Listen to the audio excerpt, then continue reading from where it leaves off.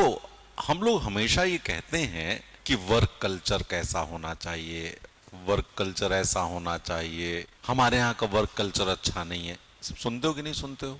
तो basically work culture में कौन कौन सी चीजें आती हैं? Rules, regulations, policies, traditions, shared values, beliefs and practices, ये सारी चीजें हमारी वर्क कल्चर में हैं। लिख लो, rules, regulations, policies, traditions, shared values, believes. इसमें कुछ भी याद करने की जरूरत नहीं, सब तुम्हें पता है, ये सब वर्क कल्चर में आते हैं।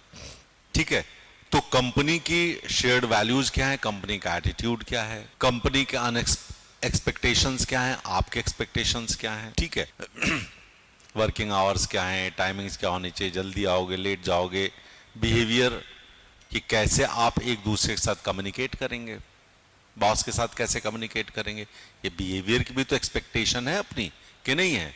तो बेसिकली जब हम बात करते हैं इसमें, तो जो हमारी गवर्नमेंट सेक्टर में है उसमें गोल ओरिएंटेशन होता है, पब्लिक गुड, जनता का भला हो, पहली बात तो ये है उसका goal orientation. Work style democratic and process oriented होता है, हायरार्किकल होता है, स्लो इनोवेशन है, ग्रेटर जॉब सिक्योरिटी है, स्लो प्रमोशंस हैं, लोअर सैलरीज हैं in comparison to private sector.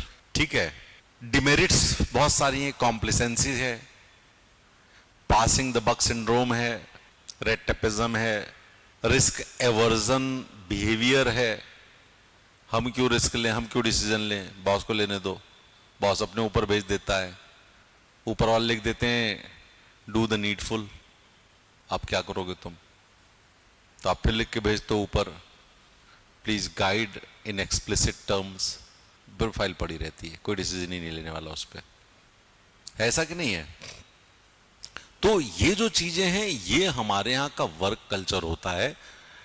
तो अच्छा वर्क कल्चर में क्या क्या चीजें हमें शामिल होनी चाहिए? एक तो सोशल इमोशनल वेलबींग होना चाहिए, फिजिकल वेलबींग होना चाहिए, वर्क लाइफ बैलेंस होना चाहिए, मेंटल वेलबींग होना चाहिए और सपोर्टिव वर्क प्लेस होना चाहिए। इसको आप 5 पिलर्स ऑफ वर्क कल्चर लिख सकते हो और इनको 2-2 लाइन में आप एक्सप्लेन कर दो।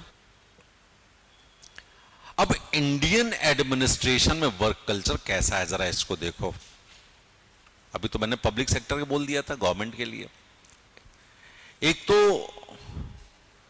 रेजिस्टेंस टू चेंज माइंडसेट है, चेंज होगा तो हमको नुकसान होगा, ये हमेशा आदमी सोचता है। Resistance to change mindset.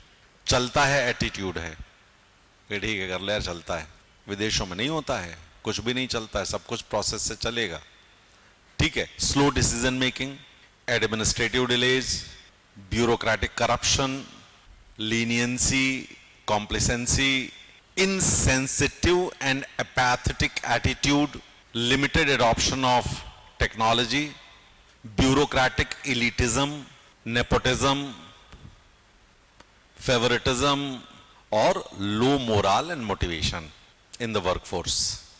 अब इसमें तुम्हें 5-7 भी याद रहे तुम्हारा काम हो जाएगा, और इसमें से ऐसा कोई भी थॉट प्रोसेस नहीं जो हम तुमको पहले बता नहीं चुके हों, ये सब तुम्हें पता है। तो हमने कहा 5 पिलर्स ले लो और रियल कंडीशन बता दो, इसी को ठीक करवाना है। ठीक है, तो इसको कैसे ठीक किया जा सकता है? By providing shared common values, number 1 clear purpose and direction, transparent and regular communication, ये सबको प्रमोट करना है। बाय प्रमोटिंग 1 2 3 4 कर लेना। Collaboration and team work, participatory attitude for organizational success by providing opportunities for personal and professional growth, recognition and reward to personnel, inclusive atmosphere and tolerance, ethical leadership and transparency in decision making, clear strategies, high level of trust and flexibility, then employee empowerment, conflicts should be used constructively, maintaining high ethical standards, or thinking about the community beyond the organization. अब इसमें से कुछ भी लिख लो तुम, हमने 15 points दिए हैं आपको, दिए। इन 15 में से तुम 7-8 से भी अपनी बात को कह सकते हो नहीं कह सकते हो गया कि नहीं हो गया? अब देखो, कुछ रिफॉर्म्स किए गए इसी के लिए। कौन से रिफॉर्म्स किए? जैसे सिटीजन सेंट्रिक रिफॉर्म्स किए गए, Twitter administration, CM helpline, paternity leaves, public participation, ये कुछ रिफॉर्म्स किए गए कि नहीं किए गए? महिलाएं क्यों, पुरुष भी पैटर्निटी लीव मिले, वो भी बच्चों को संभाले, ठीक है। इसके अलावा कुछ पॉलिसी रिफॉर्म्स किए गए, ठीक है, जैसे simplification of procedures, single window clearance, adopting private sector practices, public services guarantee act, ये तो मध्य प्रदेश का ही है, 2010 सॉरी। फिर इसी तरह से इंस्टीट्यूशनल रिफॉर्म्स किए गए, performance feedback, performance based promotions and incentives, जिसमें PRIS बोलते हैं, performance related incentive scheme, skill development and training, mission Karmayogi चलाया गया, सुधर जाओ, ठीक हो जाओ। Then national award for excellence in public administration, अच्छा काम करोगे तो रिकॉग्निशन में मिलेगा। और ट्रांसफॉर्मेशनल लीडरशिप प्रोग्राम, याद है? ट्रांजैक्शनल और ट्रांसफॉर्मेशनल लीडरशिप में हमने कभी बताया होगा, ट्रांसफॉर्मेशनल लीडरशिप की बात चल रही है।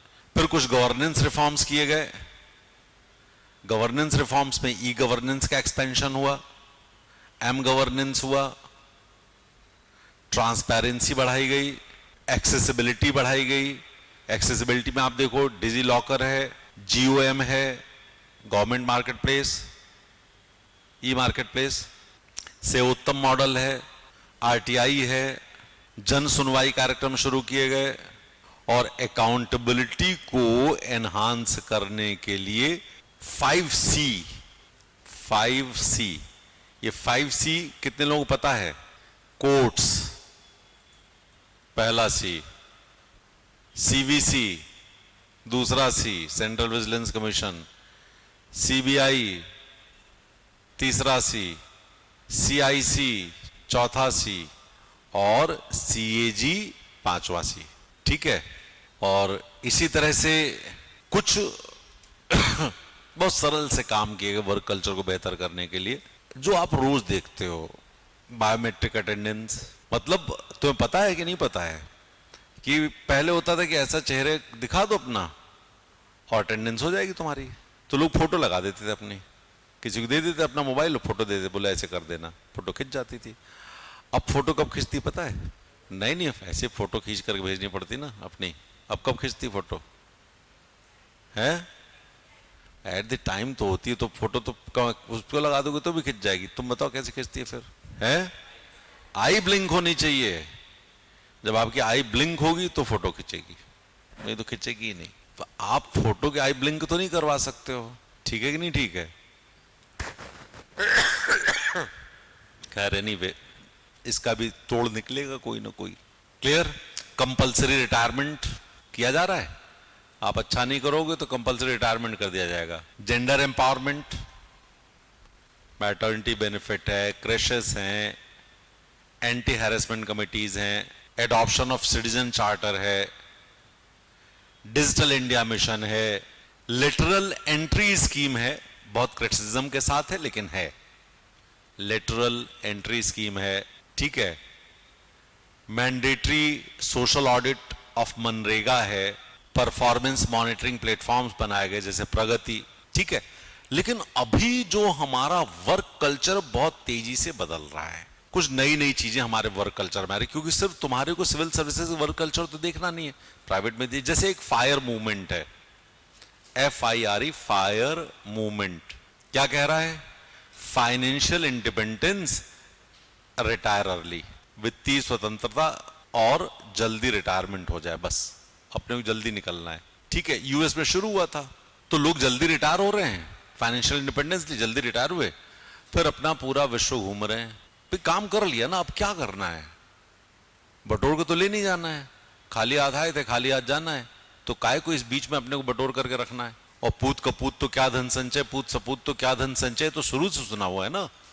आप लोग जितने लोग हो, आप लोगों में से कभी किसी को अपने लाइफ को जीने में परेशानी नहीं आएगी, इतने एम्पावर्ड आप हो चुके हो सब लोग। ज्यादा रख करके बैंक में रख लोगे, लेकिन उसका होगा क्या? तुम कमा के जाओगे, दूसरा खाएगा और वो बर्बाद करेगा, क्योंकि उसको कमाने का मतलब नहीं पता है, उसको उसकी मेहनत का मतलब नहीं पता है। तो मेहनत सिखाओ लोगों को, बच्चों को भी। समझ गए कि नहीं समझ गए? ठीक है। तो अब आपको नहीं लगता ये इंडिया में भी आ रहा है? आ रहा है कि नहीं आ रहा है? देखो, इंडिया में तो ये पहले से था। रिटायरमेंट की एज तो अभी 60, 62, 65 है ना, लेकिन हमारे यहां तो पहले से ही था। वानप्रस्थ आश्रम क्या था? अब कमाई फमाई के लिए थोड़ी नहीं है, ठीक है, कभी सपोर्ट वपोर्ट करना, परिवार कर दो, अदरवाइज वानप्रस्थ आश्रम में आप खत्म कर दो 50 साल की उम्र। तो 50 साल थोड़ी नहीं, एग्जैक्टली 45 साल पे हो जाता था, 42 साल पे हो जाता था। हो जाता था कि नहीं हो जाता था? तो जो हमारी जेन जी है, जो मिलेनियल्स हैं, इनका काम ये कि भाई हमको एक्सपीरियंस लेना है, ठीक है। तो जो मिलेनियल जनरेशन है, जेन जी है, इसको एक्सपीरियंस लेना है, ठीक है। ये फाइनेंशियल सिक्योरिटी को बहुत ध्यान नहीं देते, ये घर बनाना भी पसंद नहीं करते। बोले घर बनाने का मतलब क्या हुआ? घर बना करेंगे क्या? हम 1 करोड़ का घर बनाएंगे? इससे बढ़िया हम 1 लाख रुपए महीने 100 महीने तक इधर उधर घूमेंगे टहलेंगे। 1 करोड़ का घर का मतलब 100 महीने होते हैं ना, 100 लाख बराबर 1 करोड़, तो 100 महीने 8 साल हम घूम लेंगे ना इससे, इस पैसे से। कहीं पे भी जाओ, 2 टी शर्ट, 2 जीन्स, 1 जूता और 1 बैग पैक करो, निकलो यहां से। कहीं पर भी बीएनबी में जाके रुकेंगे, किसी भी जगह पे होटल में रुकेंगे, लेकिन घूमेंगे, पहाड़ जाएंगे, रेगिस्तान जाएंगे, इधर जाएंगे उधर जाएंगे। हमको एक्सपीरियंस चाहिए, फाइनेंशियल स्टेबिलिटी और फाइनेंशियल, ये क्या बोलते हैं, अपना घर नहीं खरीदना। ये नई कहानी है इस समय। नई जनरेशन घर बनाने में विश्वास नहीं रख रही है, उसको लगता हम करके करेंगे क्या इसका, ये बताओ। और अब जरा थोड़ा सा एक एग्जाम्पल सोचो, हमारा घर है कानपुर में, उस घर में कौन रह रहा है? Is there anyone living? No. गांव में हमारा घर है, एनीवन लिविंग? नो। और अभी जो हमारा इंदौर में घर है, will anybody live here? Big no. ये तो मैं जानता हूं ना, हम लोगों के बाद इस घर में क्या बच्चे रहेंगे? कतई नहीं रहेंगे, बोले कहीं दूसरी जगह चलो। तो घर का कॉन्सेप्ट ही धीरे धीरे धीरे धीरे धीरे धीरे इस मिलेनियम जनरेशन और जेन जी में खत्म हो रहा है। कार का कॉन्सेप्ट खत्म कर दिया कि अपनी कार होनी चाहिए। बोले कार खरीदो, कितने कार आती है एक एवरेज कार? 15 लाख की, 15 लाख की, और 1 साल के बाद 30% डिप्रिसिएशन हो जाता है, तो 10 लाख की रह जाती है। 5 लाख गए अपनी जेब से, 5 लाख गए। और यदि आपने वो गाड़ी चलाई हुई है तो उसमें 1 लाख रुपए कम से कम पेट्रोल डालते हो, 50,000 के डालते हो, चलो ठीक है। टायर, ट्यूब, मेंटेनेंस, रिपेयरिंग, इसमें साल भर मान लो 10-20 हजार लगाते हो, तो 6 लाख रुपए तो आपके खर्च हो गए ना खर्च। 50,000 रुपए महीने में तुमको कार मिलती ड्राइवर सहित, उसी तरीके की मिलती है कि नहीं मिलती है? तो नई जनरेशन कहती है जिस दिन चाहिए उस दिन कार मंगाएंगे। तो ये है कि नहीं है? दूसरी चीज, remote work, work from home, नया वर्क कल्चर आ गया कि नहीं आ गया? अर्ली सेविंग्स एंड इन्वेस्टमेंट्स, अभी बहुत सही सेविंग करने लगे बच्चे, ठीक है। और dislike to traditional work culture, ये हमको नहीं करना है यार काम।